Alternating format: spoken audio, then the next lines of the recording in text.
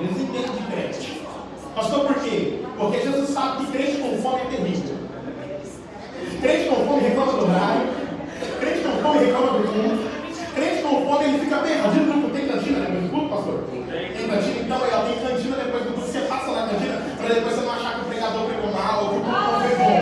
E o seu problema é só fome. Você não sabe que crente com fome é terrível. É por isso que ele alimenta toda uma multidão. E o próprio texto diz que o próprio Cristo vai dizer: não é legal, não é bacana nós mandarmos essa multidão embora. Quando Jesus alimenta a multidão, eu vou para a segunda ação, a terceira que eu já encerro. Quando Jesus ele alimenta a multidão, diz o texto, que depois que Jesus alimenta a multidão, ele vai agora olhar para os seus discípulos e vai dizer assim, ó, passem para o outro lado.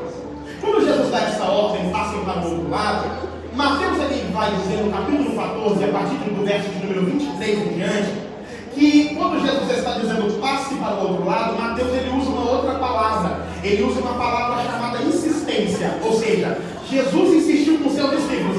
E ao ler o texto, eu confesso a vocês que eu não entendi. Isso aqui para mim é paradoxal. Eu não entendi o porquê que Jesus precisa insistir com seus discípulos.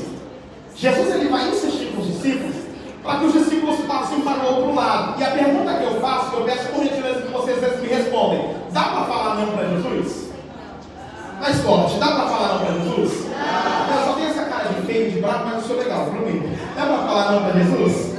Não dá para falar não para Jesus. Só que os discípulos eles falavam não, porque a palavra insistência no dicionário significa quem já disse não por 2 ou 3 vezes. Então os discípulos, Jesus está dizendo assim, ó, vamos para o outro lado, e os discípulos estão dizendo assim, não iremos. Mas por que os discípulos estão dizendo que não quer passar para o outro lado?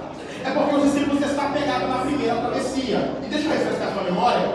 Livro de Mateus, capítulo de número 8, o texto diz que a ideia de Jesus é passar para o outro lado. Só que quando ele diz passar para o outro lado, diferentemente dessa segunda travessia, a primeira ele está dizendo assim, ó, passemos para o outro lado. A palavra passemos para o outro lado, ou essa expressão passemos para o outro lado, é uma ordem convidativa. Então o que Jesus está dizendo é, nós iremos passar para o outro lado. Independente do que aconteça no meio do caminho, nós iremos chegar do outro lado. Diz o texto que quando eles estão passando de um lado para o outro, acontece uma grande tempestade, uma grande chuva. E eu já vi muita gente aplicando, dizendo que o problema é a chuva e o problema é a tempestade. Só que, olhando nos originais, esse vento e essa tempestade é absolutamente normal. Porque o ambiente que eles estão é o Mar da Galileia, que tem 3 nomes. Mar da Galileia, Lago de Tiberíades e Lago de Genezaré. É a mesma coisa.